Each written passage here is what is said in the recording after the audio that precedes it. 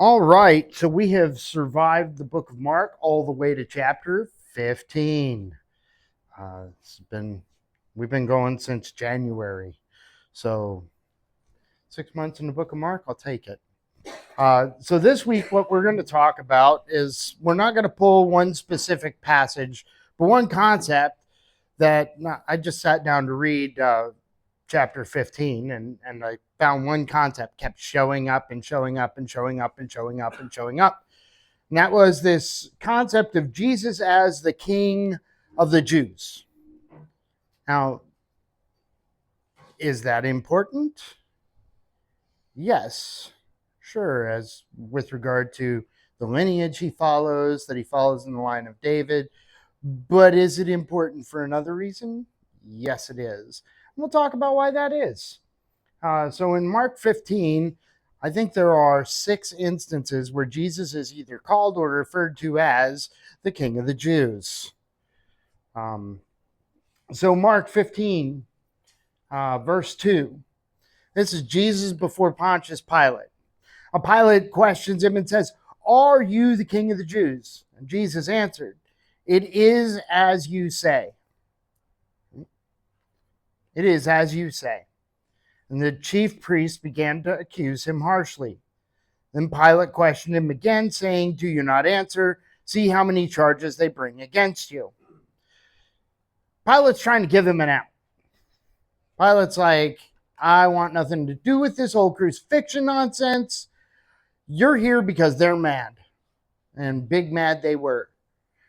And why is that? Because, as we've seen throughout the first 14 books or chapters of the book of Mark, Jesus claims over and over and over again to be God in the flesh. Now, Pilate here, he says, "Are you the King of the Jews?" And Jesus says, why, yes, I am. Right? He says, "It is as you say." So Pilate says that Jesus is the King of the Jews. Pilate's not a Christian. He's not even a Jew. But he says that Jesus is the King of the Jews. Well, that's pretty important, because one of the things we look at when we go to do history is not just what does the winning side say about something, but what does the losing side say about it? So in this, it would be, what do people that we would agree with say about who Jesus is? And then what do those who don't agree with us say about who Jesus is? So when you read guys like Tacitus and Suetonius, they talk about Jesus being the Christ. When you read a guy named Mara Bar Serapion, he refers to him as the wise king, right? So, yes, Augie. Pontius Pilate? All right. So here we have an adversary to Jesus saying that he is the King of the Jews. Now in Mark 15, 9 through 11, Pilate asks the crowd. So they're saying, "Crucify him, crucify him." And he says, "Fine, do you want Jesus or Barabbas released?" And they're like, "Give us Barabbas." And he said, "Do you want me to release to you the King of the Jews?" So here he's proclaiming that Jesus is the King of the Jews. Not only has he asked Jesus, but now he's proclaiming it. For he was aware that chief priests had handed him over because of envy. He hadn't done anything wrong. They were big mad. Pilate says, "All right, since you guys are just mad about this, maybe I can get the people to side with me, and then I don't have to crucify this guy, because I really don't want to crucify this guy." But the chief priest stirred up the crowd to ask him to release Barabbas for them instead. "Release for us Barabbas." So Pilate says, "Do you want me to release the King of the Jews?" So he claims Jesus is the King of the Jews to the Jews. He says, do you want me to release you, your king? No, give us the murderer instead. I like that idea. That's a good idea. Let's do the murderer thing.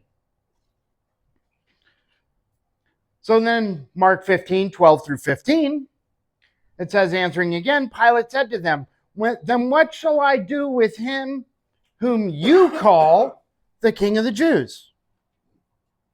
Whom you call the King of the Jews. So now Pilate is talking to the Jewish people. And he's saying, you call this guy the King of the Jews. What do you want me to do with him? They shouted back, crucify him. Not, we don't call that guy the King of the Jews. No, crucify him. But Pilate said to them, why? What evil has he done? But they shouted all the more, crucify him. Wishing to satisfy the crowd, Pilate released Barabbas for them, and after having Jesus scourged, he handed him over to be crucified. So now, the Jews, they get angry about it, but they even call Jesus the King of the Jews. The Jewish populace calls him the King of the Jews. Who said that? Huh? Who wrote about that? Because I remember reading that in the Bible. What? Where the populace called him the King of the Jews? Then what shall I do with him whom you call the King of the Jews? Well, that was a claim that he made that they said. They were saying that he said he was the King of the Jews because that was in direct violation of Caesar being there. Oh, we'll get to the leaders even calling Jesus the King of the Jews. Okay. We'll get to that. So this isn't, he's not pulling this out of his back pocket and being like, I just thought he was being snarky. No, I don't think so. But there's other reasons for that because, they get angry about Jesus. Right. Then in Mark 15, 17 through 19, they dressed him up in purple. This is the Roman guards. Dressed him up in purple. And after twisting a crown of thorns, they put it on him. And they began to acclaim him, Hail, King of the Jews. Now here they're making fun of him, but they are certainly calling him this, right? And they kept beating his head with a reed and spitting on him and kneeling and bowing before him, right? They're mocking him. We see how well this works out for people mocking God throughout, like the Old Testament, right? Think Korah and Korah's rebellion. Think, the prophets of Baal. Think, So when you mock God, there's punishment with that. If you mock somebody who claims to be God that isn't God, I don't know, it makes for a funny little insert in the Bible. I think it's hysterical. And that would be Elijah. So we're not talking a little weight that's doing it. I like the fact that the story's there. Right? But here we have the Roman cohort beating up Jesus, putting a purple robe on him. Right? That's the royal colors. Right? Putting a crown on his head like a king would have, beating it into his skull with these reeds, and kneeling and bowing before him as though they're worshiping him as a king. So the soldiers, snarky or not, definitely said it. Now, how about this? It was the third hour when they crucified him. The inscription of the charge against him read, "The King of the Jews."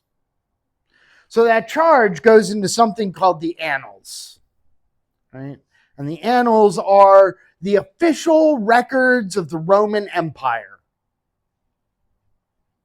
And it says elsewhere that he wrote it in Greek, Latin, Hebrew, and maybe Aramaic. I don't remember what the other language is, but he wrote it in multiple languages. Jesus of Nazareth, King of the Jews. Or something you might have seen on, say, a Catholic crucifix, INRI. That's Jesus of Nazareth, King of the Jews. So we have this record, which is a Roman record. It's a Roman government record. So the empire declared it, that Jesus of Nazareth is King of the Jews. Right? Now, once again, you could say they're being snarky with it, but it's part of their records now. So we have Pilate claiming it, the Jews claiming it, right? Snarky or not, the Roman, soldiers claiming it, the Roman records claiming it. But how about this one? Jesus is on the cross. In the same way, the chief priests also, along with scribes, were mocking him among themselves and saying, he saved others, he cannot save himself. Let the Christ, the King of Israel, now come down from the cross so that we may see and believe. Now, they are mocking him, but they called him the King of Israel. The same way we have, the soldiers mocking him, calling him the King of Israel. We have Pilate, who knows if his question is authentic or not, but asking Jesus, are you the King of the Jews?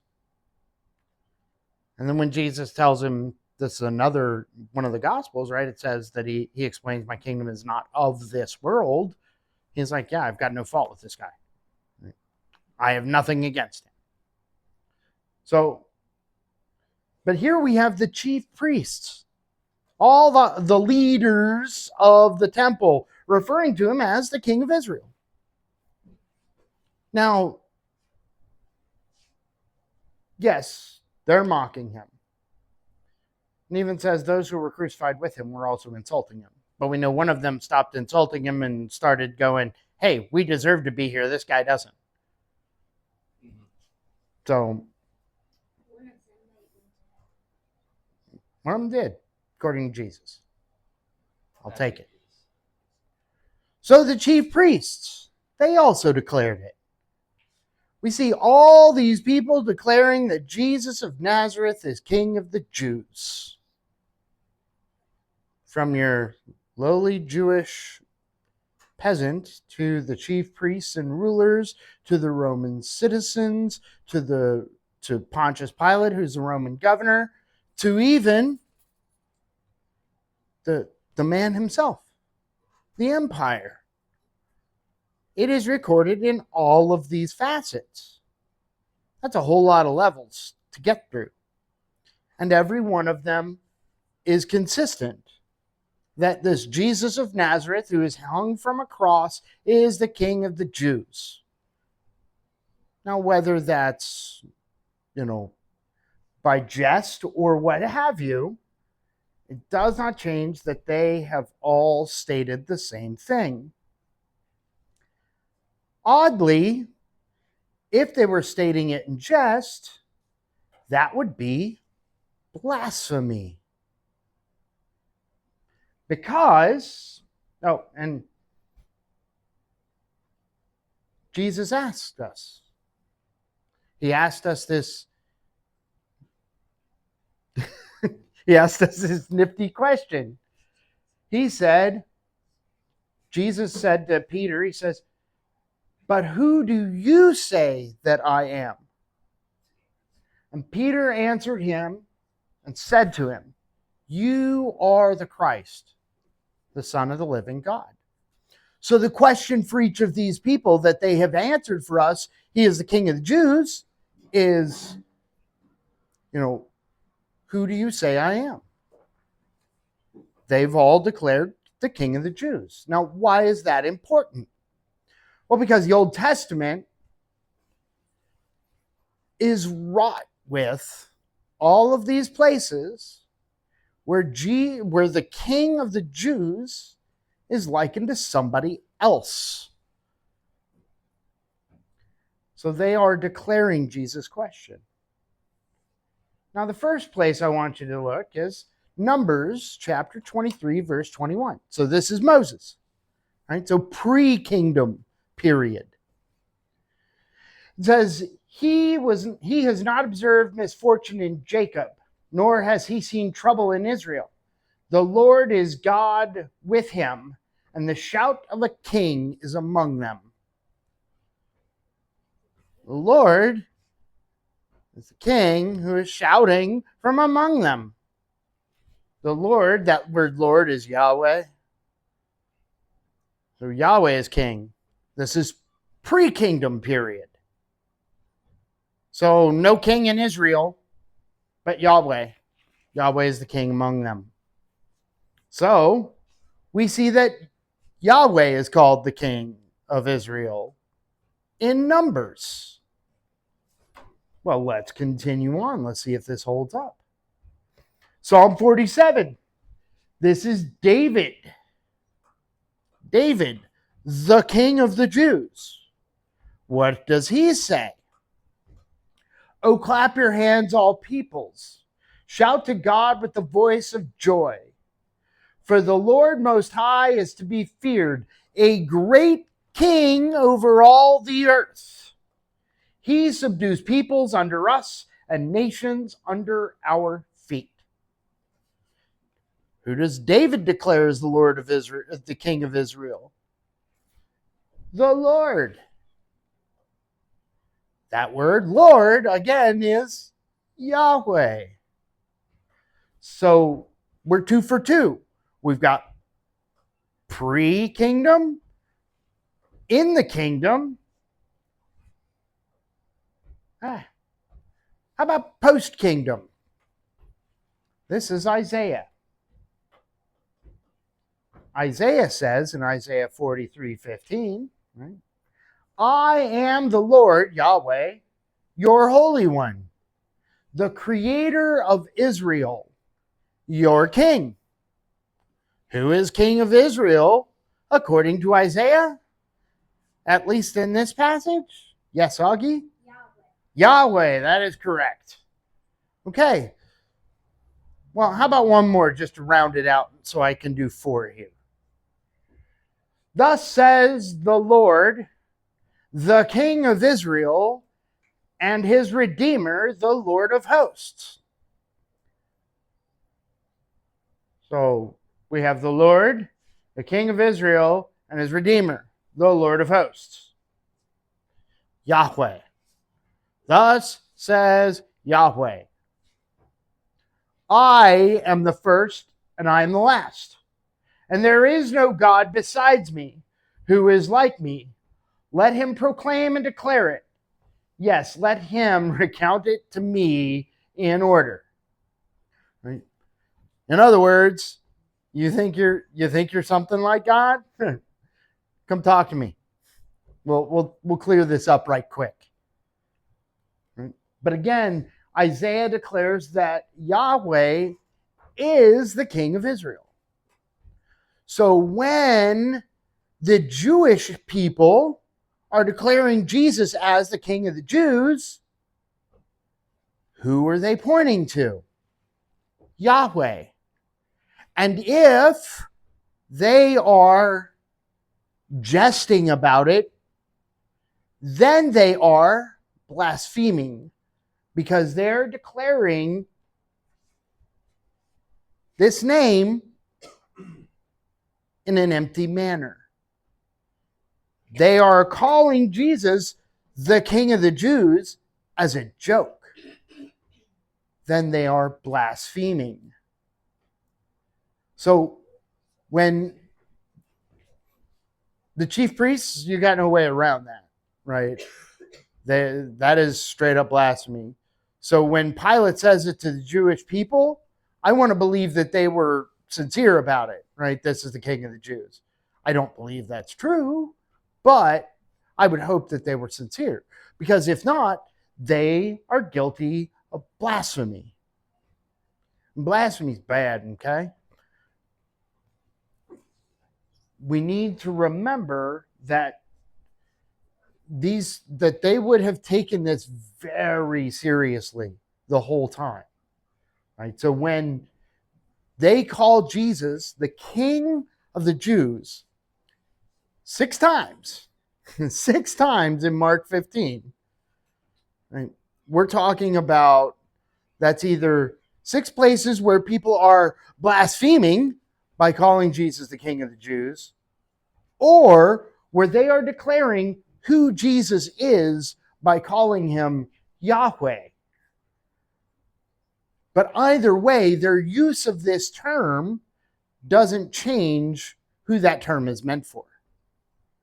And the fact that it is in Roman record, Bar Serapion called him the wise king of the Jews, right? As well as the charges against him were that he was the king of the Jews, right? The fact that it's in Roman record gives us yet one more reason to go. The book of Mark clearly shows Jesus as Yahweh God. And that just closes it out with 15 chapters thus far, 15 chapters where Jesus is called Yahweh, or given an attribute of Yahweh, or shown to be Yahweh, right? In some way, shape, or form.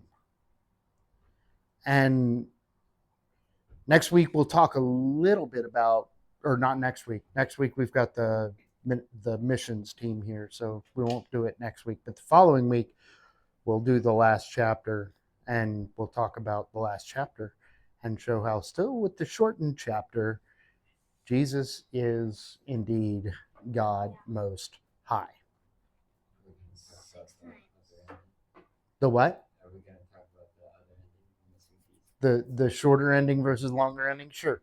I'll talk about shorter ending versus longer ending. I can do that. All right, so it might be a little bit longer, maybe 45 minutes instead of 25 or 30. So, but yeah. All right, any questions, comments, concerns? All right, Sam. Want to kill it?